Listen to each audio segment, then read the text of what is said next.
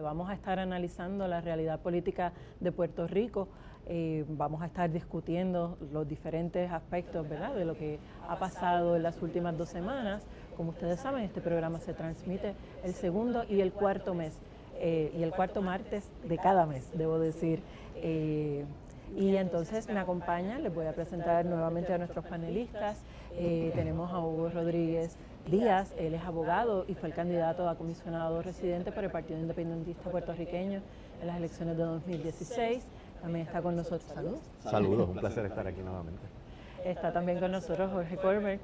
Él fue representante, fue secretario de prensa bajo la administración de Ciela Calderón y es asesor en el Senado. Saludos, Colbert. Un placer, buenas tardes. Y profesor también. También. Los tres son profesores, exactamente. Y también tenemos a Kenneth McClintock, ex secretario de Estado, ex presidente senatorial, ¿qué otros exes? Muchos más, ¿verdad? Muchos más. Bueno, Saludos, bienvenido. un placer estar nuevamente aquí. Bueno, pues vamos a empezar hablando de lo que fue nuestra portada del periódico el lunes. El senador, presidente de la Comisión de Hacienda, Juan Zaragoza, anunció finalmente que y oficializó, que va a ser uno de los candidatos a la presidencia, a la candidatura a la gobernación por el Partido Popular Democrático. Adelante, todavía había unos diálogos entre otros posibles aspirantes. ¿Cómo ustedes ven ese anuncio, el hecho de que ya haya eso mismo, se haya adelantado? ¿Y qué posibilidades tienen? Bueno, yo creo que la forma en que lo describiste es muy bien. Oficializó, porque creo que le había dado declaraciones claras de que le interesaba aspirar a ese puesto. Por lo tanto, creo que no cogió por sorpresa a nadie. En el Partido Popular, no es un secreto porque lo han divulgado, que están buscando unas conversaciones que intentaban impedir una primaria para la candidatura a la gobernación. Me parece que con este anuncio, esas conversaciones pues parece que deben quedar un poco limitadas y parece que va a haber una primaria. Vuelvo a repetirte que no me sorprende, pero además el senador Zaragoza, antes de aspirar al Senado en el ciclo pasado, había también manifestado un interés en la candidatura a la gobernación, aunque finalmente se decidió por el Senado, donde, dicho sea de paso, me parece a mí que ha hecho una buena labor. Pero así que veremos qué es lo que pasa, pero me parece que la primaria no la despinta nadie para ese cargo. Bueno, me parece que, siguiéndolo por donde trae Hugo, que era algo que ya se había anticipado, pero siempre, ¿verdad?, tiene un peso enorme, una radicación ya, porque quiere decir que es un paso irreversible. Por lo menos en términos electorales en el Partido Popular, ese es el plan que él tiene trazado. Segundo, me parece que fue un acierto hacerlo una exclusiva al vocero, porque tuvo un despliegue, o sea, en todo Puerto Rico, muy para comunicar, tuvo el espacio para explicar sus prioridades. A veces estos mensajes que son muy cortos, pues se reseñan que radicó, pero aquí tuvo, ¿verdad?, una oportunidad de profundizar en unos temas. Me parece que fue una muy buena entrevista. Segundo, Juan Zaragoza es una persona muy conocedora de los procesos no solamente gubernamentales, financieros, que es un tema prioritario ante una crisis fiscal, de una gran experiencia, de un bagaje profesional de primer orden, es un candidato sólido, ha hecho una gran labor como presidente de la Comisión de Hacienda, y como todo candidato pues tiene sus retos, ¿verdad? Particularmente una columna que yo hacía aquí en El Vocero explicaba que la parte quizás donde tiene que trabajar es montar todo un andamiaje de estructura política y electoral en toda la isla. Y sobre los asuntos de las encuestas o demás, bueno, pues las encuestas cambian, ¿verdad? Y son retratos de un momento determinado. Yo he visto candidatos que han ganado elecciones perdiendo encuestas y viceversa, así que son parte del proceso político, y creo que el Partido Popular gana, porque aunque evidentemente va a haber una primaria, el hecho que Juan Zaragoza esté en la papeleta buscando el apoyo del pueblo popular va a fortalecer ese proceso interno de la colectividad. Hay quien plantea que una primaria al interior del Partido Popular realmente lo va a debilitar más. ¿Usted coincide? Bueno, depende cómo corre el proceso. Si son primarias de ideas, aunque va a haber obviamente sus diferencias, pero de enfoque, cada candidato tiene sus fortalezas y sus retos. Depende del respeto, el nivel de discusión. Si se convierte en un ataque personalista, por supuesto que la colectividad pierde, sobre todo también qué pasa con el que gane o la que gane, si puede unificar, que fue lo que ocurrió en el 2020, cuando Charlie Delgado gana, los otros dos candidatos pues no cerraron fila, por las razones que sean. Así que hay muchos elementos, muchos factores que van a ser determinantes sobre el éxito o fracaso a nivel institucional, depende de cómo corre la primaria. ¿Usted piensa que una primaria en el interior del PPD debilitaría? Bueno, yo pienso que el Partido Popular ya anda debilitado. Las primarias, como dice Jorge, yo pienso que va a depender de cómo se lleven a cabo. Yo he visto, o todos hemos visto procesos en donde se tratan de una manera y luego es más fácil recoger el apoyo. Y hemos visto donde a veces se ataca muy duro y luego es imposible recoger los pedazos dispersos que quedan. Tiene todas esas preguntas. Bueno, primero que nada, me uno a los compañeros, decir que ha sido un muy buen legislador. De hecho, algo que yo le reconozco a Juan es que ha sido posiblemente el presidente de comisión que más ha respetado y observado la ley promesa y los requerimientos de la ley promesa de que la Asamblea Legislativa debe consultar en todas las etapas del proceso la posible aprobación de proyectos de ley, que en el caso de la Comisión de Hacienda, pues virtualmente todos los proyectos que maneja esa comisión tienen un impacto fiscal y deben ser consultados con la Junta de Supervisión Fiscal. Le reconozco un alto grado de intelectualidad. No estoy de acuerdo con él en muchas políticas públicas que él apoya, y afortunadamente mi partido tiene una candidata y un candidato que son superiorísimos a él en términos de sus creencias ideológicas, sus creencias programáticas, pero no deja de ser bueno de que el Partido Popular, en el estado en que está, como ha dicho Hugo, logre que una persona de la valía de Juan Zaragoza se atreva a postularse para la candidatura a la gobernación. De alguna manera, esta candidatura podría entonces desincentivar a otros posibles candidatos. ¿Qué opinan? Posiblemente, bueno, quizás algunos se entusiasmen, otros no. Quizás, y comparto los planteamientos de ambos en el sentido de que, o sea, Juan Zaragoza le va a traer profundidad al debate, no hay duda. Y le va a traer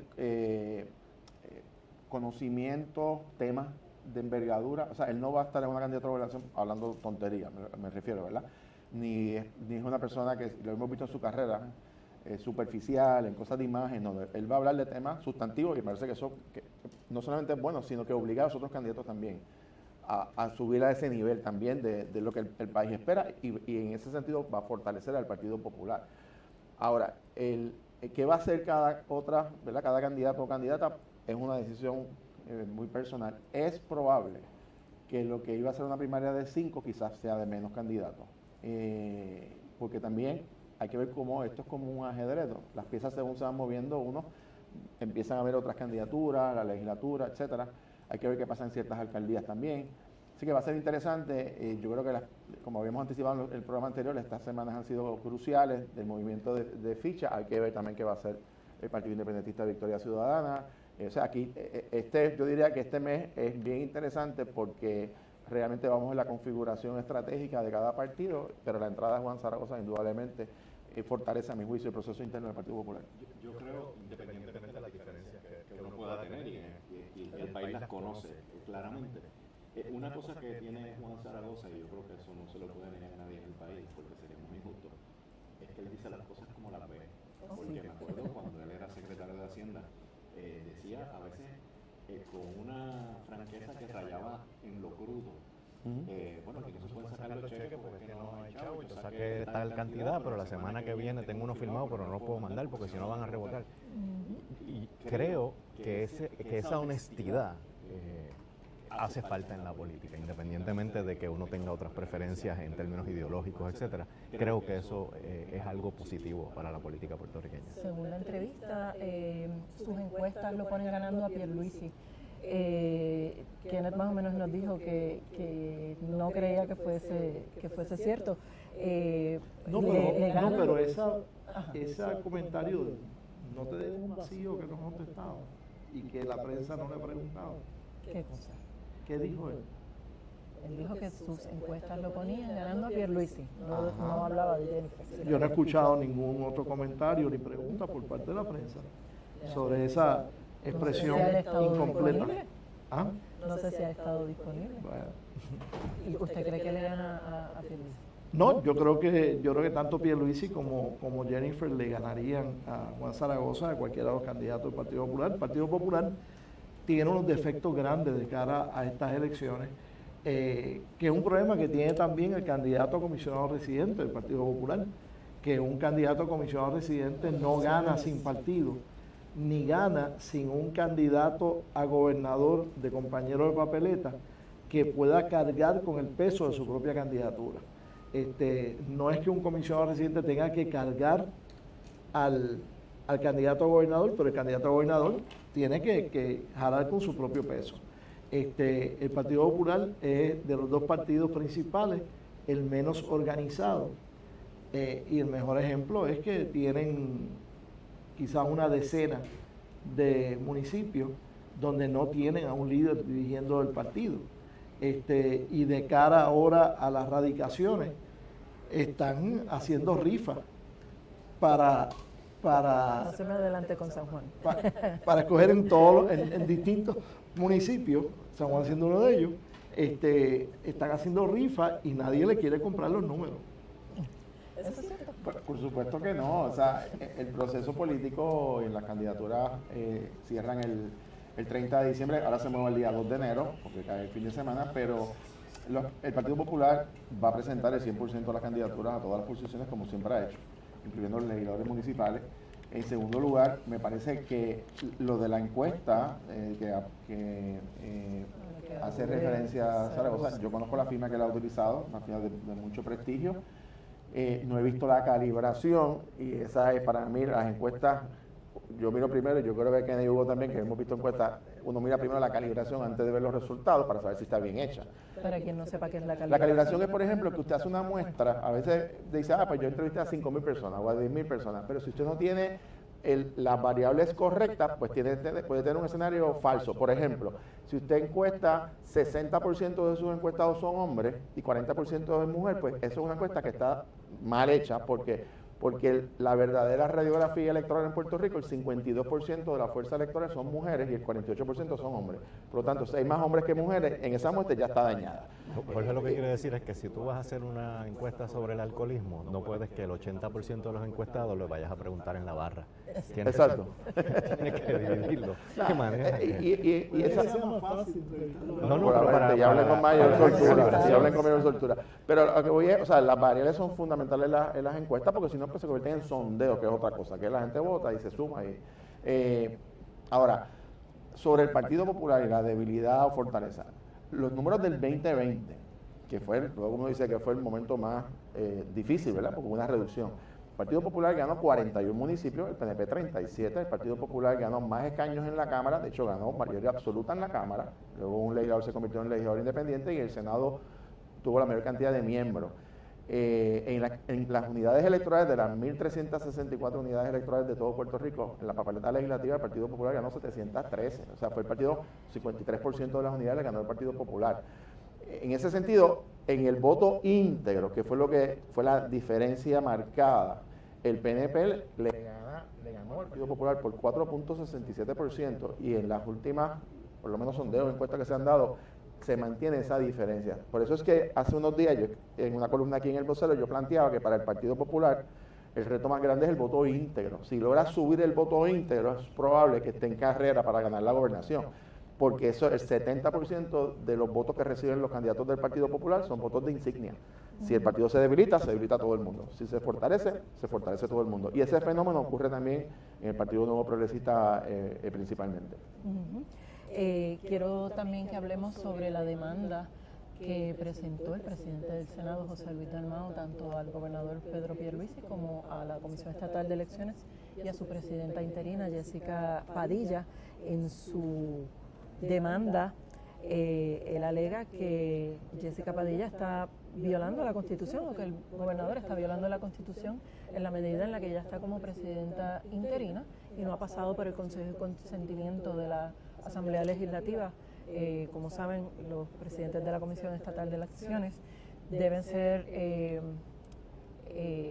avalados por 2/3 partes de la totalidad de la Asamblea Legislativa, es decir, por Cámara y Senado. Y entonces lo que se plantea en la demanda es que al ella estar como presidenta interina sin haber pasado por ese consejo y consentimiento de la legislatura, lo estaría ocupando de manera inconstitucional, y entonces le piden al tribunal que obligue a Pierluisi a nombrar a una persona en propiedad y a que ella se abstenga de ser la presidenta interina. ¿Ustedes qué piensan de esta demanda? Debo decir que Pierluisi contesta a nivel público, ¿verdad? No a nivel del tribunal, pero él contesta que él sometió 2 nombramientos y fueron los de Jorge Rivera Rueda y luego el de Cindy Irizarry, y ambos se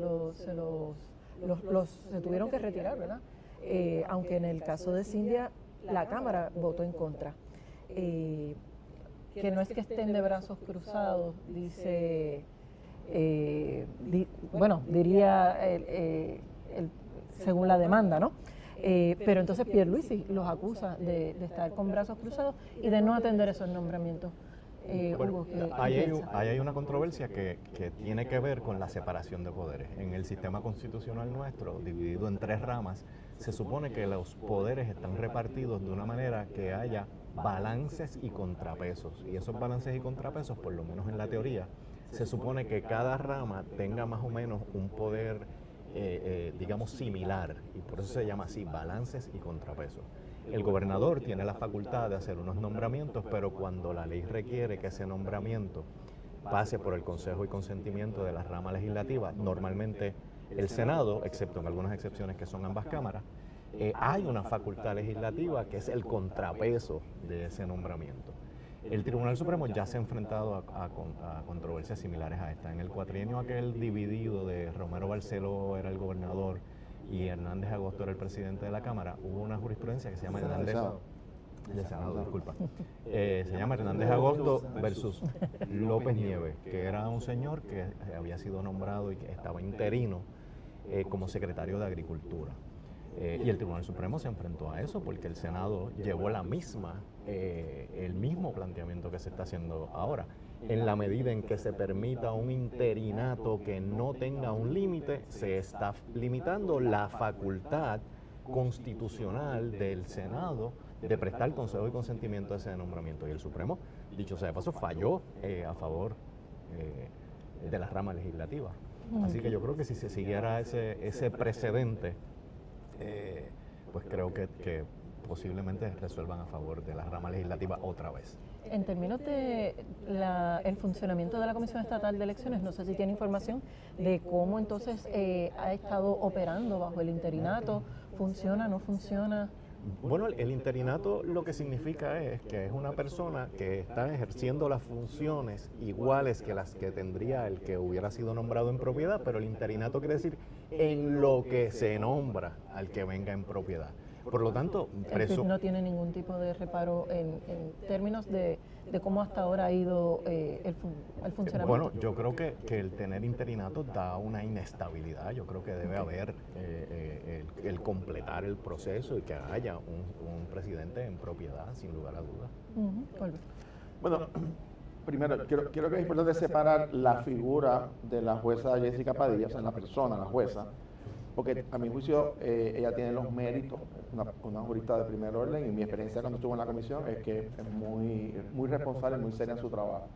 No se trata de los méritos de ella, porque ella no ha sido ni siquiera nominada a esa posición. Ese es el problema, que no ha sido nominada ni mucho menos confirmada. El problema es que el gobernador intencionalmente lo anunció.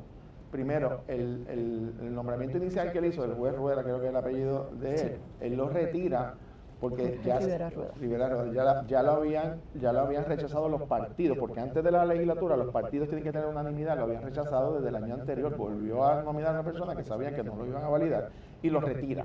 Por lo tanto, el Senado no actuó, nunca llegó a su escenario, por decirlo de esa manera.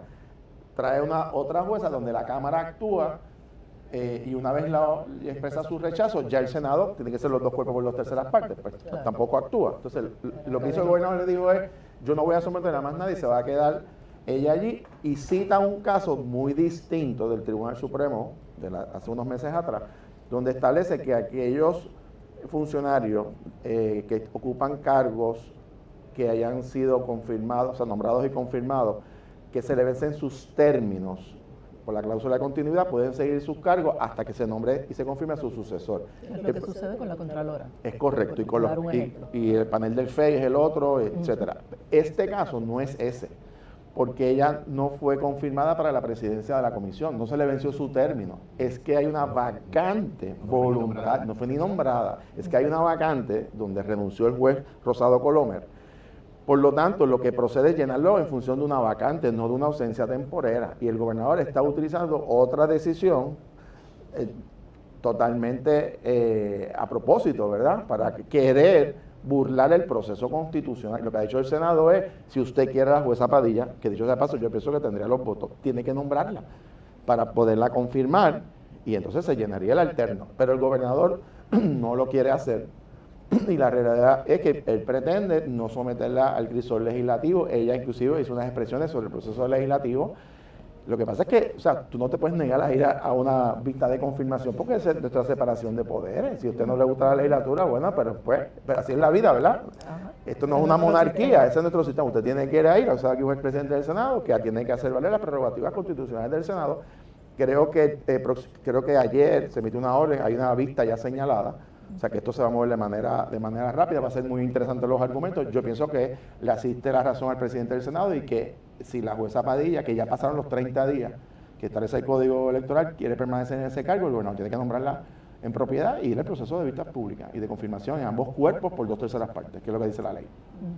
Aquí tienes un panel bien diverso, tiene a una persona que estudió la abogacía, que tomó la reválida y que tiene licencia para ejercer la profesión.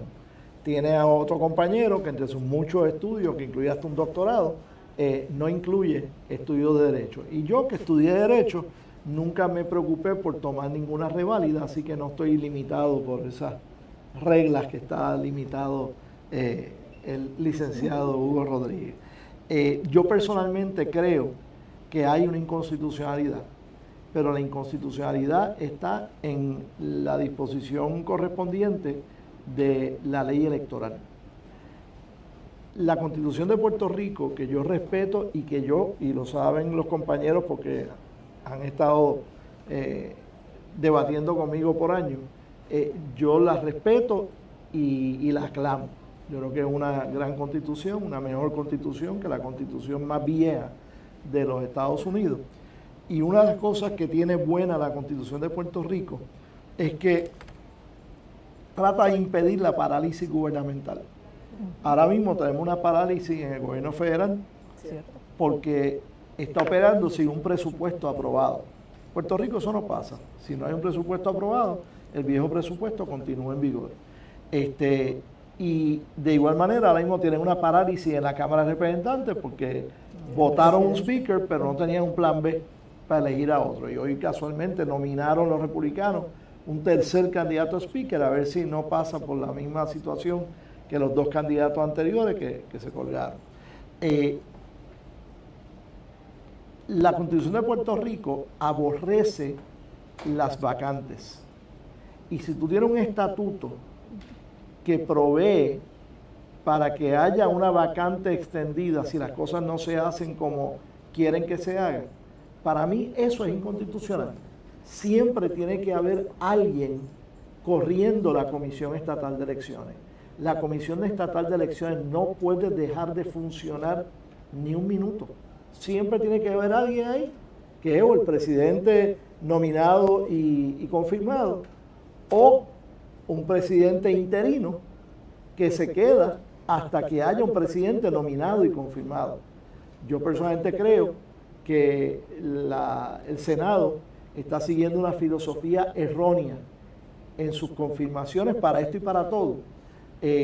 Yo creo que, y actué de esa manera cuando yo estaba de presidente del Senado, la función del Senado es ver que la persona tenga los requisitos mínimos del cargo que establece la Constitución o que establecen las leyes.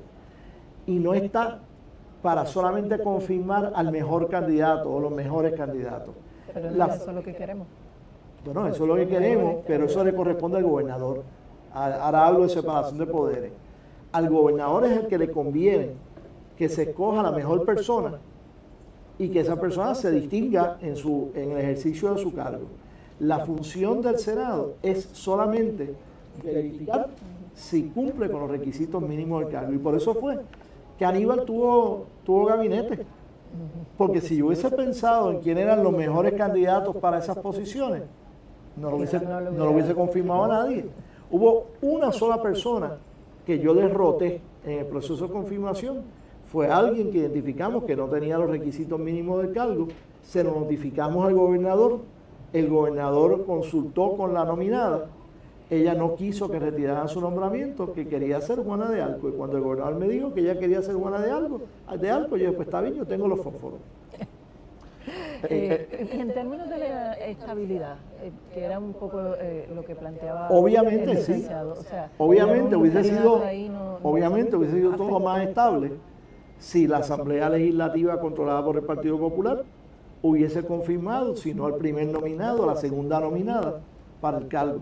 Pero cuando dejan de confirmar a dos nominados consecutivos, pues entonces la fiebre no está en la sábana. No, varias cosas. Primero, el proceso no fue así. Primero, la ley, el código que aprobó el PNP en el 2020, solos, sin encomendarse a nadie, estableció un procedimiento. Estableció que primero tienen que estar todos los partidos, los 5 partidos, según será reconocido bajo la decisión del tribunal, que tienen derecho a estar en la mesa de la Comisión Estatal de Elecciones, tiene que ser unánime. Por lo tanto, si los comisionados de los 5 partidos hubiesen confirmado una lista que envía la comisionada del partido mayoritario, la legislatura no tiene ni que entrar en el proceso, porque eso dice la ley, ¿verdad? Entra a la legislatura porque no hubo unanimidad de los comisionados. Entonces, la legislatura no puede actuar si el gobernador no lo nombra. Todo lo que dice que no es verdad, tiene que pasar al juicio, por supuesto, si el gobernador manda el nombramiento, pero si no manda el nombramiento, ¿cómo es que la jueza Jessica Padilla está ocupando un cargo para el cual el gobernador no nombró su nombramiento? Bueno, porque ellos están interpretando que como es alterna puede quedarse indefinidamente como presidenta. Por supuesto que no. Entonces, el efecto que tiene, la inestabilidad. Primero, el presidente o presidenta de la Comisión Estatal de Elecciones no vota en la comisión, votan los comisionados. Ella resuelve, o el presidente resuelve, cuando no hay unanimidad de los comisionados. Por su tanto, está limitada en la ley a que sus acciones en el proceso electoral es cuando no hay unanimidad de los partidos. Esto no es una agencia o una secretaría constitucional, esto es una agencia muy particular, ¿verdad? Porque entra sobre el proceso electoral. Segundo, mi entendimiento es que hasta el día de hoy, en lo referente a decisiones donde no ha habido unanimidad, particularmente en áreas muy controversiales sobre tiene que ver la edad del voto adelantado, ella no ha tomado decisión. Porque si tomara decisión, los partidos pueden ir al tribunal a apelar la decisión de ella. Y la primera impugnación es que ha tomado la decisión un presidente que no está autorizado para tomar esa decisión. Así que ella también ha tomado precaución porque no está confirmada. Ella es jueza, ella sabe muy bien lo que está pasando, ¿verdad? Pero ella no puede resolver porque no es un caso ella resuelve. Así que tiene el tribunal que entender sobre esto, resolver la controversia, porque pone a los partidos en una situación en donde si no hay acuerdo entre los comisionados, resuelve un presidente o presidenta que no tiene la autoridad, ¿cuál es el efecto que tiene? Cuando no hay unanimidad, que no se puede poner en curso esa determinación, se queda en la parálisis. Y ya se abrieron las candidaturas en los partidos y el 1 de diciembre a nivel formal. Pero hay reglamentos corriendo, hay reglamentos que afectan a candidatos independientes, que ahora mismo si hay algún planteamiento y ella no resuelve, se quedó en un limbo. Por supuesto que hay un interés público, por supuesto que el tribunal tiene que resolver esto lo antes posible. Ahora, lo que resuelva el tribunal queda un precedente. Hoy es el gobernador que lo está haciendo, chévere, del PNP, pero las cosas cambian, ¿verdad? Y entonces tú no sabes de aquí al cuatrienio que viene, porque entonces tú no puedes, salvo que el Tribunal Supremo decida abolir los poderes constitucionales del Senado y crear una monarquía, bueno, pues fantástico, lo puede hacer, pero el caos que va a haber en la comisión, porque es muy probable que los partidos se nieguen a reconocer, salvo el PNP, una jueza que está sentada tomando decisiones que no han sido confirmadas. Y en caso de que, por ejemplo, el gobernador diga, mira, sí, ella tiene los méritos, vamos a nominarla, y de alguna manera no alcanza los votos, eso también sería una inestabilidad. Si no tienen las 2/3 partes, por supuesto, quedaría, pero lo que plantea la demanda es que el gobernador tiene unos términos que tiene que seguir corriendo, tiene que volver a nombrar al otro hasta que se dé el proceso. Esa es la ley que aprobó el PNP. O sea, se está actuando con la ley que ellos mismos aprobaron y que ahora no quieren seguir. Una cosa risible, ¿verdad? Porque esto es el absurdo. El PNP puso un término, de hecho puso un término para el interinato de 30 días. Y dice que luego de 60 días se actúa en una separación temporal, se actúa como si fuese una vacante. O sea, la ley estableció unos términos que ahora el propio gobierno del PNP quiere violar. Y el planteamiento constitucional es precisamente el que si el gobernador no hace el nombramiento, es una manera de impedir la función legislativa. Y cuando están todos esos términos, por eso es que yo digo que ese caso se parece al del antiguo secretario de Carlos López Nieves. Carlos López Nieves. Pero como el Supremo, en el último caso, pues despojó al Senado de los, básicamente que convirtió la cláusula de continuidad en indefinida, pues vamos a ver. Ahora, el efecto, a diferencia de una agencia, que en la comisión hay 5 partidos. Correcto. Y eso va a ser un caos, yo anticipo, a partir del 1 de diciembre, crítica, porque si no, no va a haber, o sea, ¿quién decide entonces los derechos de los electores, de los partidos, de los independientes? Nadie sabe, o sea, es un problema. Y la Constitución de Puerto Rico no permite, no prevé, no autorizaría a nadie en el gobierno, ni el gobernador, ni el Senado, ni a nadie, a paralizar el proceso electoral a días de comenzar el proceso de candidaturas. Por tal razón, si hay una inconstitucionalidad, esa inconstitucionalidad está entre quienes planteen de que hay que aguantar la cosa, porque el gobernador tiene que nombrar a personas que ya ha nombrado antes y el Senado tiene que confirmar a nominados que ya ha rechazado o ha indicado que iba a rechazar antes. Y por tal razón, la muy bien redactada demanda del compañero presidente del Senado, José Luis Dalmau, no puede responderse afirmativamente por el Tribunal Supremo, porque la inconstitucionalidad no está en las actuaciones, la inconstitucionalidad está en la posibilidad de que se paralizara la Comisión Estatal de Elecciones. Eso no puede pasar. Pero no es posible entonces que la nomine y mientras tanto ya ella sigue como interina y pasa el proceso legislativo. Podría el Tribunal Supremo decir, gobernador, siga nominando gente cuando el Senado y la Cámara o el Senado o la Cámara le rechacen un nominado, pues entonces en los próximos 20 días o lo que sea, nomine una persona cada nueva. 15 días te dice la ley. El problema también, brevemente, es el siguiente, es que en el código hay una laguna. ¿Qué ocurre si está vacante la presidencia y la alterna no puede tomar decisiones, como hemos explicado, ¿verdad?, que es el proceso? Hay partidos que plantean que entonces le corresponde a los comisionados votar. Hay 5 comisionados, 5 partidos. Mira qué interesante la ocasión. Va a venir partidos que van a decir, como no hay presidente, se tiene que traer a votación a la mesa. Y tú tienes 3 partidos que tienen 1/3 de los votos, tienes 2 partidos que tienen 2/3 partes, pero esos 2 partidos mayoritarios en la mesa solo tienen el 20% de los votos, son minorías. Por lo tanto, quiere decir que las minorías electoral, el número de electores van a tomar decisiones en una mesa donde hay 5, pero ellos 3 representan solamente el 32% de los votos. Es el absurdo de la democracia. Esto es un conflicto mucho más grande y profundo y complicado, por eso es que se tiene que atender antes del 1 de diciembre, porque aquí se puede quedar en un limbo y los comisionados empiezan a hacer planteamientos, como no hay unanimidad, no hay presidente que decida, vamos para el tribunal, se paralizan los procesos, hay representación en la JIP, no hay representación de todos en varias áreas de la comisión, o sea, es complicado, más que el presidente... Se aguanta todo, y ese de aguantarlo todo, por las razones que sean, eso es inconstitucional. Y más aún, el presidente o presidenta de la comisión, en propiedad, nombra firma contratos, hace subasta, o sea, tiene responsabilidades administrativas.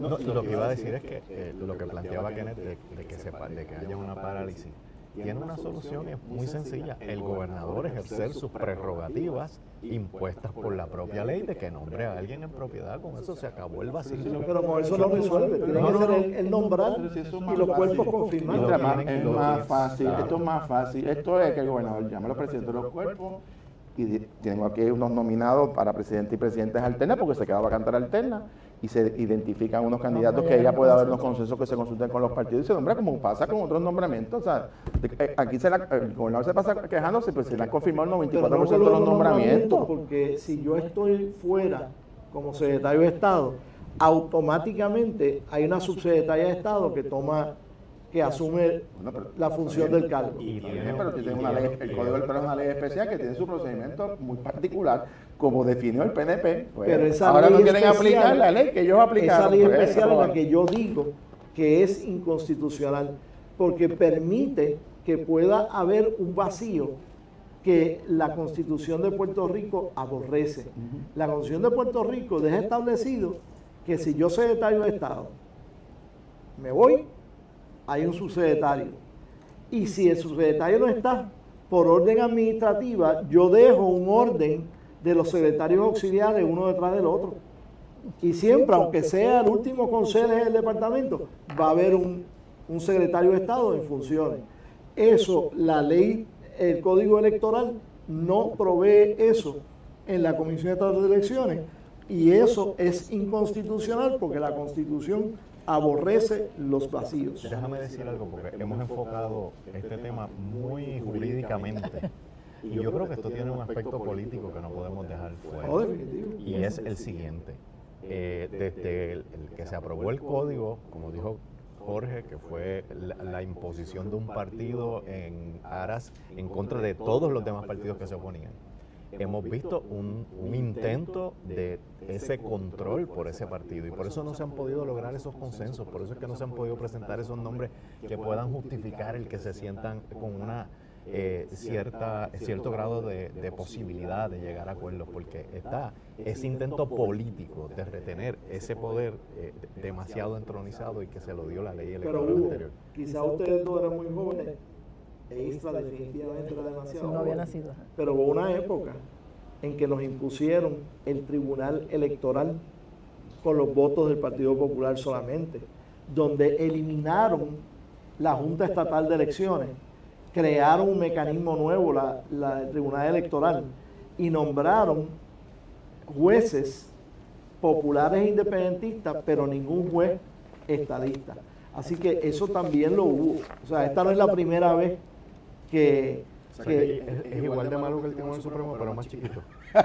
No, estoy hablando del Tribunal Electoral. Estoy hablando del Tribunal Electoral que fue en los años 70.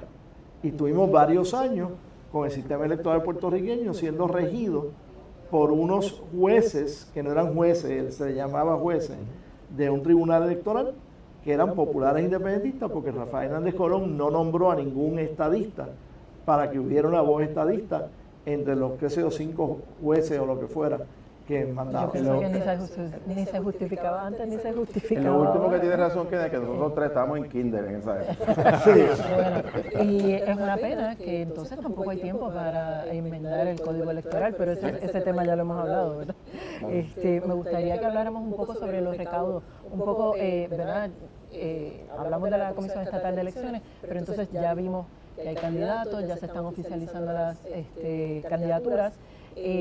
Vimos que el gobernador tiene 3.4 millones en recaudos, Juan Dalmau del PIB tiene $44,312, César Vázquez del Proyecto Dignidad tiene 7,477, Jesús Manuel Ortiz como presidente del PPD tiene $5,113 y Manuel Natal del Movimiento Victoria Ciudadana tiene 599.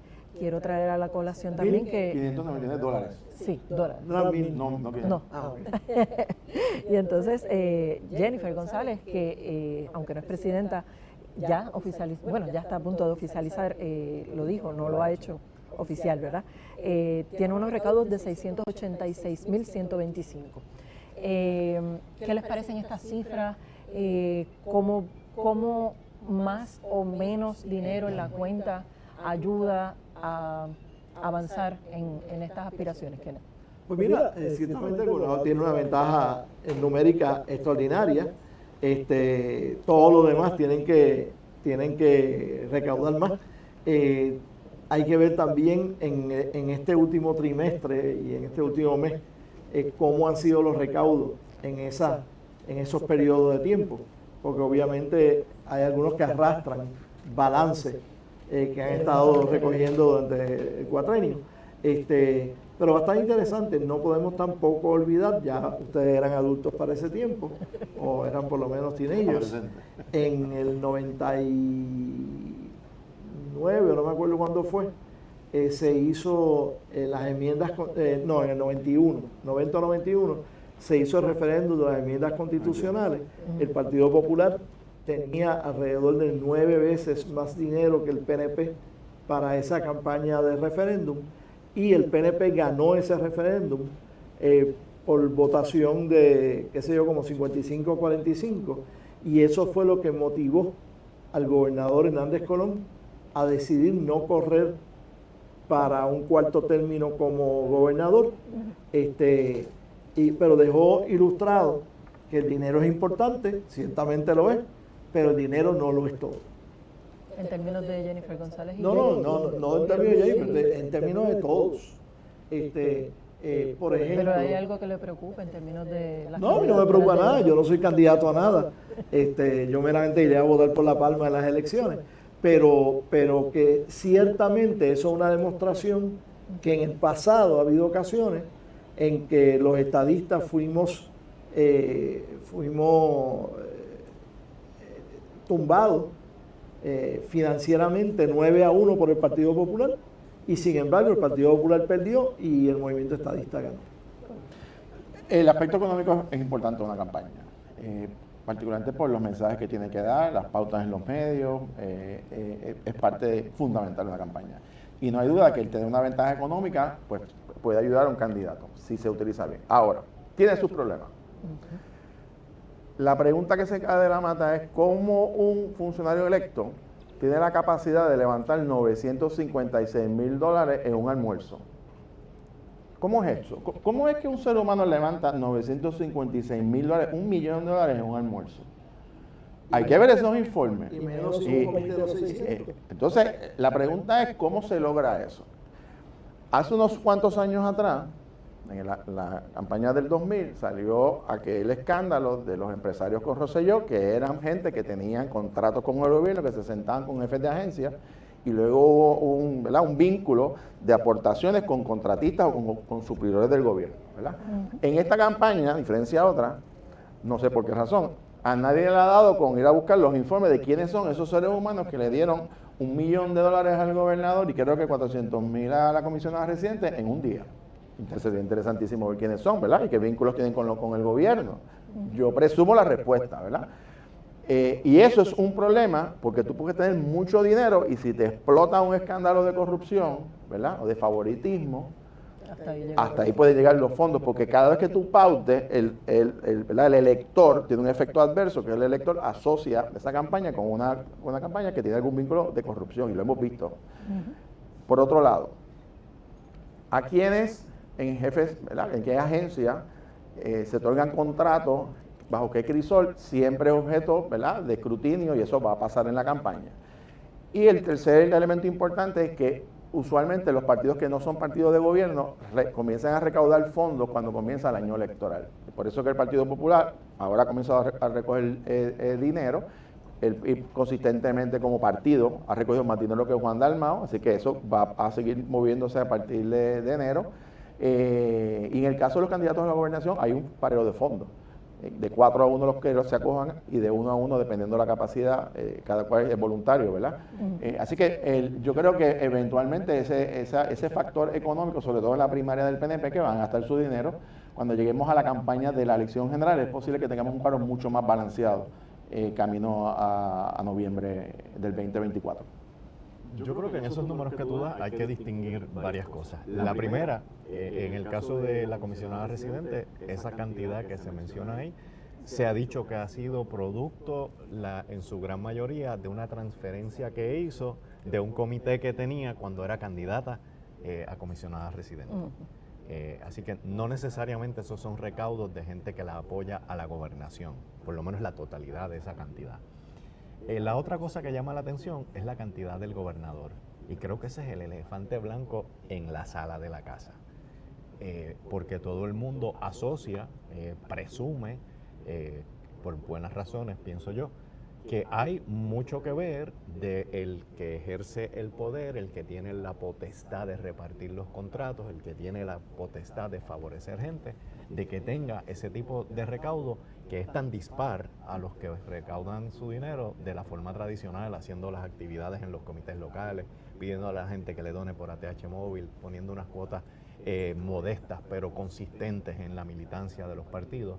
Así que yo creo que ese es el elemento que ya el pueblo no puede asociar necesariamente gran cantidad de dinero con gran apoyo, sino gran cantidad de dinero con grandes facultades para otorgar favores o para otorgar contratos o para otorgar beneficios. Pero paréntesis, hay otro elemento en el tema financiero y económico que hay que ver, que son los famosos comités de acción política. Por lo menos conocemos de dos grandes, uno de empresarios privados, del sector privado, y uno de los sindicatos de Estados Unidos, que por lo menos en la campaña pasada apoyaron financieramente la campaña del Movimiento Victoria Ciudadana. Hubo otros sobre el tema de la estadidad y demás. Esos son otros elementos de financiamiento que también hay que observarlos en el proceso de cómo invierten esos recursos. Para que tengamos una idea, estaba mirando los números hace unos días, en la campaña del 2020, el total de dinero que se invirtió entre todos los partidos y todos los grupos sobrepasó los 30 millones de dólares. O sea, estamos hablando de que entre partidos, grupos, comités de acción política y demás, de todos los candidatos que tienen sus pequeños comités y sus cositas, cuando suman todo el gasto, sobrepasa los 30 millones de dólares. Es una cantidad enorme de dinero. Pienso que esta campaña va a incrementar. Y por supuesto, vienen las pautas a los medios, vienen las caravanas, vienen todas estas actividades, ¿verdad? Los cierres de campaña, todo lo demás, que son bien costosas y que son parte indispensable. Por eso ahí los candidatos pues tienen que ser muy prudentes en el uso de los fondos. Hay muchos que van a tener mucho dinero, otros que no, que tienen que utilizarlo, ¿verdad?, dentro de sus limitaciones. Pero no hay duda que el elemento del dinero es una parte fundamental en cualquier campaña. Y hay una cosa que no está cuantificada ahí. El gobierno tiene una campaña intensa en los medios de comunicación, que indudablemente es una campaña política. Las agencias diciendo el mismo eslogan, haciendo que las cosas pasen. Se supone que la oficina del Contralor Electoral eso es lo tiene ante su además de eso. De hecho, la oficina del comisionado electoral lo tiene ante su consideración. En otros momentos ha habido como unas decisiones que son dispares, diría yo.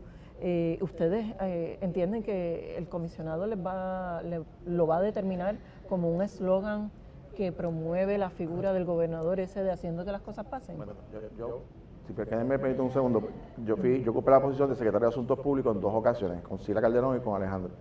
La función del gasto público, fondos públicos, cuando el gobierno negocia como un solo ente, y eso está regulado, y quien supervisa es el secretario de Asuntos Públicos.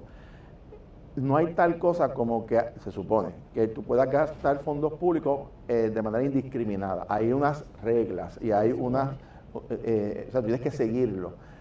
Se supone. Por ejemplo, un anuncio de un servicio que ofrece el gobierno se justifica.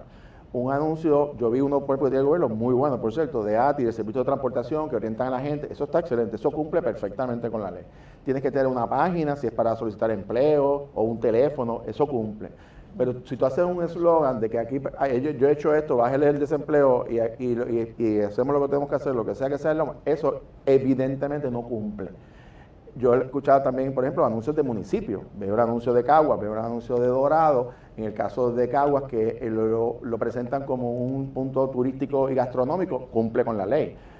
en aquellos anuncios donde se promueve, y pide los del municipio de San Juan, que habla para que la gente participe de las academias de la policía, eso cumple con el ordenamiento. O sea, hay formas de hacerlo, porque tiene que tener un servicio. No es, ahora, si tú coges fondos públicos para decir lo grandioso que tú eres, eso incumple. Y ahí el Contralor, primero que quien es responsable es la Contralora, porque esos son fondos públicos. Y ella básicamente rehusó su responsabilidad y se lo pasó al Contralor Electoral, que son donativos, que es otra cosa. Yo pienso que ella tiene jurisdicción sobre eso, son fondos públicos y esa es parte de su deber. Y hay cartas circulares de ella. Ella es la que orienta a los funcionarios electos sobre este asunto. O sea, no entendí por qué ella declinó, porque eso es lo que ella hace cuando tú juras un cargo electivo. El seminario lo da ella, no da el de ética. ¿Por qué lo hizo? Bueno, alguien sabrá. A lo que voy es, el uso de fondos públicos para publicidad está permitido bajo unas reglas.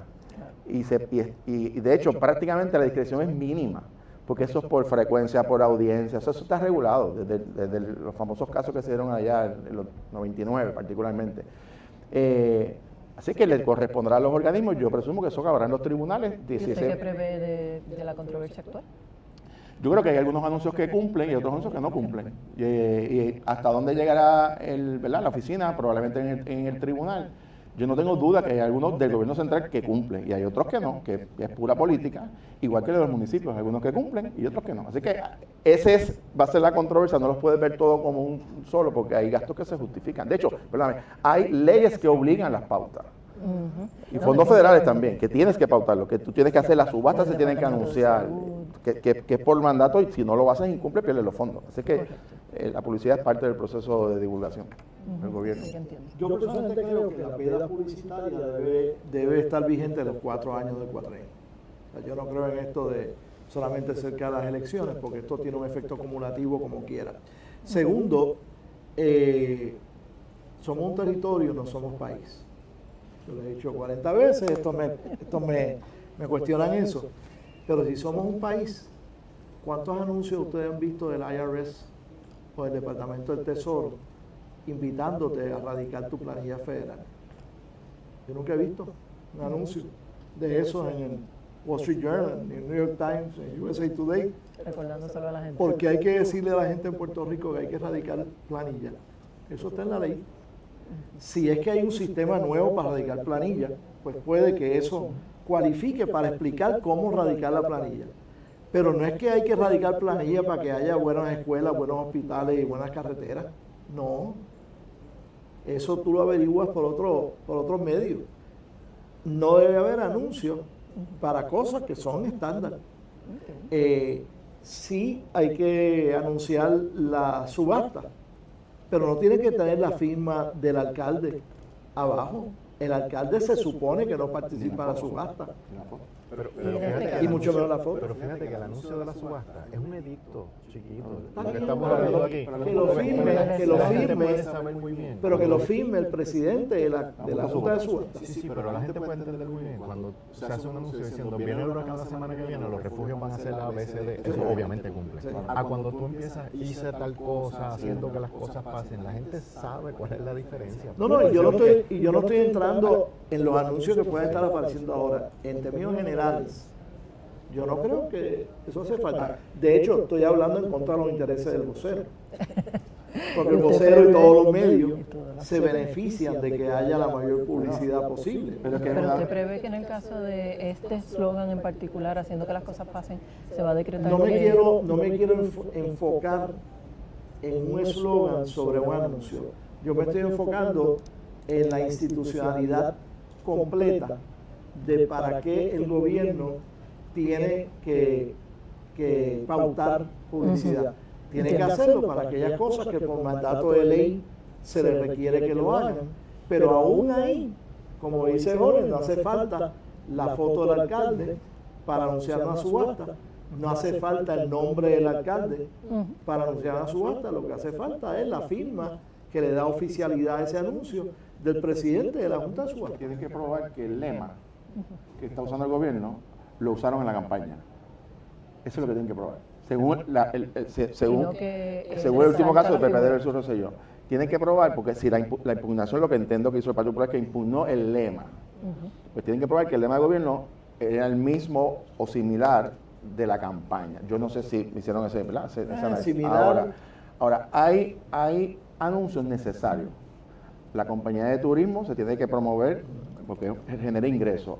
La lotería, que es el más que pauta en todos los medios, porque tiene que, ¿verdad? Tiene que auspiciar que la gente juegue para que son ingresos. By the way, el pasado sábado yo hubiese se ganó, puesto un anuncio de Discover Puerto Rico o de la compañía de turismo en Saturday Night Live. Claro. Porque esa noche Bad Bunny, que hay una columna mía en El Vocero donde yo digo, no me gusta la lírica, pero lo admiro como empresario. Bad Bunny hizo más publicidad positiva para Puerto Rico en unos segmentos demográficos del mercado nacional que todos los anuncios de turismo que hemos puesto en el pasado. Pero yo hubiese puesto un anuncito, recuerda, si quieres información, entra a discover.com o lo que sea, para que puedas venir a Puerto Rico, porque estamos ahora en la época en que la gente a nivel de todos los Estados Unidos está pensando dónde voy en Navidades, dónde voy para Año Nuevo, dónde voy para Thanksgiving, dónde voy para San Valentín, porque están ahora pensando en esos viajes. Así mismo. Bueno, les agradezco muchísimo todo el análisis, todo, ¿verdad? La información y los datos que nos traen. También les agradecemos a todas las personas que nos sintonizaron hoy. Recuerden, segundo y cuarto martes de cada mes, Debate Sin Filtro por aquí, por elvocero.com. Nos vemos en la próxima.